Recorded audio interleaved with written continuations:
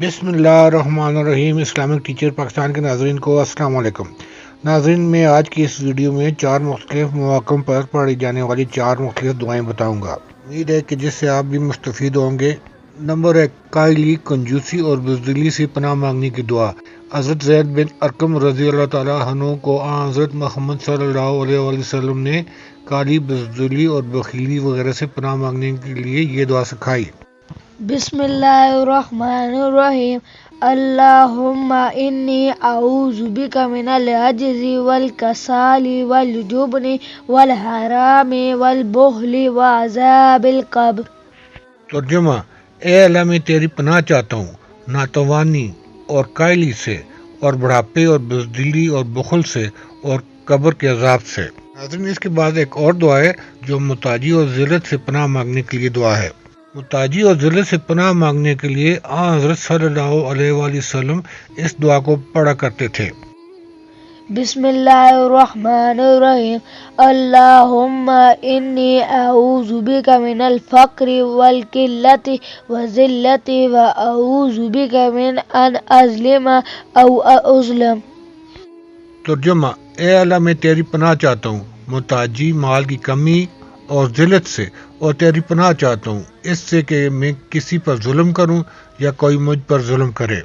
मुसलमानों के लिए मुताजी और ज़िल्लत से निकलने का एक ही रास्ता है, और वो ये है कि दीन पर चलें और इसके साथ साथ पूरी दुनिया में दीन को ज़िंदा करने के लिए मेहनत व कोशिश करते रहें। नाज़रीन, एक और दुआ है कि कोई बात मर्ज़ी के मुवाफ़िक पेश आई तो ये पढ़े। बिस्मिल्लाहिर्रहमानिर्रहीम। अल्हम्दुलिल्लाहिल्लज़ी बिनिअमतिही तत्तिमुस्सालिहातु।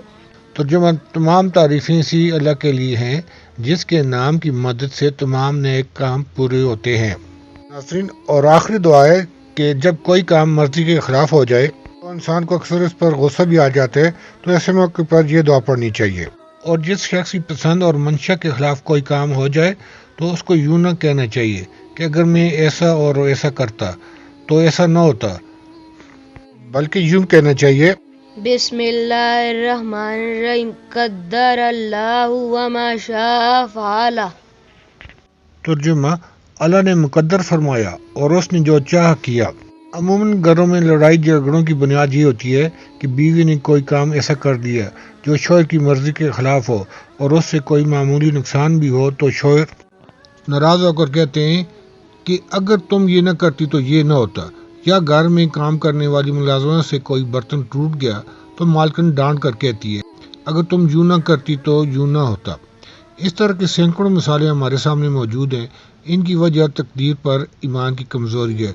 ज़ाहिर है कि जो कुछ हुआ अल्लाह तबारक व तआला ही की मर्ज़ी से हुआ, तो इसकी बीवी और मुलाजमा का क्या कसूर।